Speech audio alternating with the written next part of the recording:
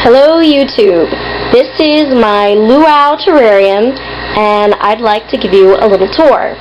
This is my 4th terrarium setup ever. It is a 10-gallon aquarium and I do have a screen and it's turned on end. And this terrarium is for my juvenile crested gecko, who is really small. It's right here. I don't know if you can see him very well. That's him. This is who the tank is for. So you can see he's coming about. But that is who this tank is for. And on with the tour. This here is a leaf-shaped water bowl. And I know they say that crested geckos just lap up the dew, and I do spray it down daily for humidity and so he can drink, but the water bowl will help keep the humidity up, especially since this entire front's going to be screened, so the humidity is going to get lost pretty quickly as it rises. So this will keep the upper half humid, and it is also a place where he can come and get a drink if he gets really thirsty and can't find any dew at the time. I have bamboo in here for climbing, and bamboo cost me $4 for 3 feet of it, so it's really cheap and it goes a long way, and it also just looks great in a tropical setup. Now, it was cut by a handsaw, and you can't see it, but the edges splintered where they were cut with a handsaw. So I took off the splinters, sanded it down with coarse grain and fine grain, make it really smooth, and then I coated both pieces in a satin finish oil-based polyurethane, which is typically used for waterproofing and putting that nice shine on the furniture. And I learned to do this from reading forums and articles and a lot of how-to terrarium things. And I let it set for 2 weeks outside so the smell of it is completely gone. But the polyurethane will prevent it from splintering further. So I don't have to worry about him accidentally cutting himself or anything, because it's not going to come apart. The one piece did crack, and I filled it in with hot glue so that he doesn't get his toes stuck in it. Down here, I have a food dish where I'll put the crested gecko diet, and I can also put live worms in there for him and mashed fruit and stuff. Ceramic, easy to clean, and it was from my female green anole I had, so that's why it's pink. And here's my thermometer. It has both the temperature and the hygrometer down there, and the temperature is sitting at 70 right now with a humidity of about 95%. That's really high, but that's because I just sprayed it down. The bedding down here, which is a brown coconut fiber, hard to see, I'm sorry, my camera distorts things, but I just poured water into it and mixed it up to make sure it's thoroughly damp and, you know, water's not hanging on the bottom or anything. I also have here in the back a lava rock. Again, my camera's distorting things horribly, I'm sorry.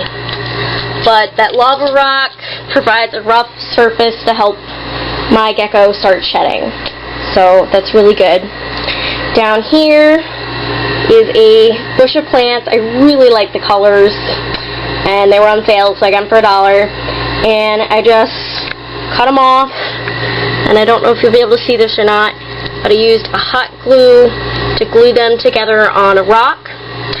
The rock I collected outside of my house in our little rock bed, you know, around our flowers and stuff, and I sanitized it in a 10% bleach solution with water, along with everything else in here. I soaked it for about 30 minutes, dried it, rinsed it really, really good, so it didn't smell like bleach anymore. So now it's how I sanitize it, so it's good.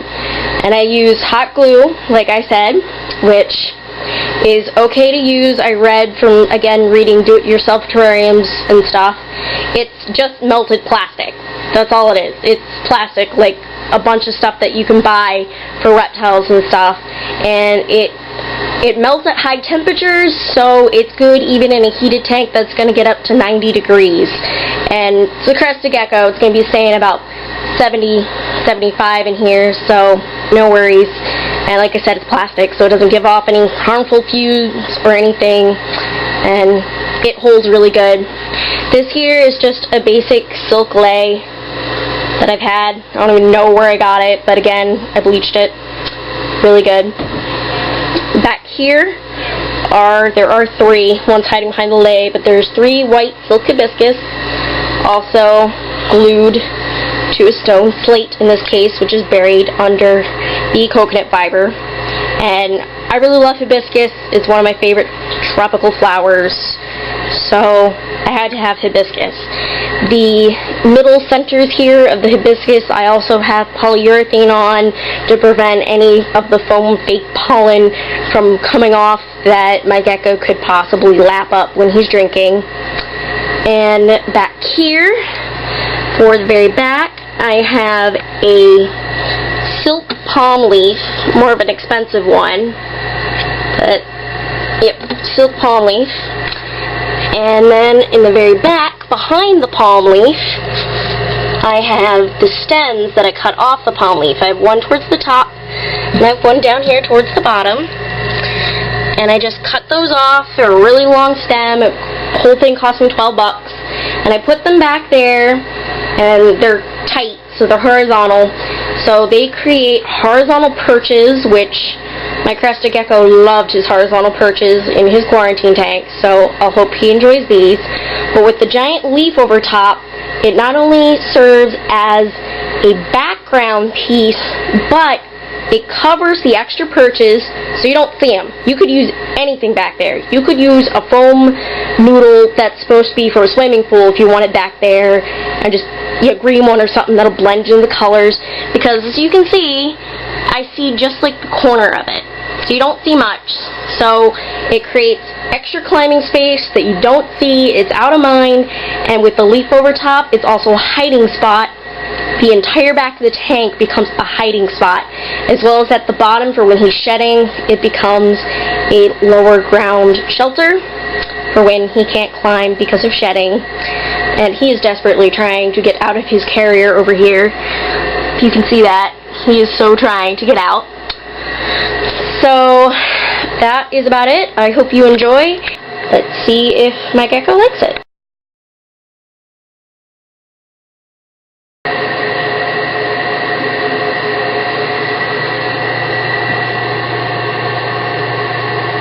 There's my gecko's tail in his new cage.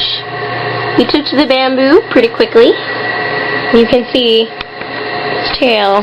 You can still see him. He's right there behind the lay. He seems to like all the cover in here. I hope he will. He's a big chicken. So he took the bamboo pretty quick when I brought him over to his new cage. So I guess he approves. He makes this tank look bigger than it really is, in my opinion. But there's plenty of things for him to climb on, and plenty of places for this little chicken to hide, and hopefully it'll make him more calm. Getting him out of the carrier was a pain in the butt, so that's why I put the camera down, guys. Getting him out was hard. We're still working on handling, but he's a big chicken till you get him out, and then he's hand walks very nicely now for me. So hopefully with all this cover he won't feel so exposed and will feel better. And you want to see his old cage? That is his old cage. This was a quarantine cage that I set up for him in a plastic 5-gallon. It's just got paper on the bottom, bottle caps for dishes. These here are just plastic clothing hangers, which I cut. These are foam from pool tubes, a plant. There's a curtain down here, creates a shelter behind there and climbing space. And then I had the dial here, the meter for the temperature and everything, and the rock that's in his new tank down here. And there's stuff that hangs off the lid for him to climb on. But yep, so I think this was an upgrade. See you later, YouTube.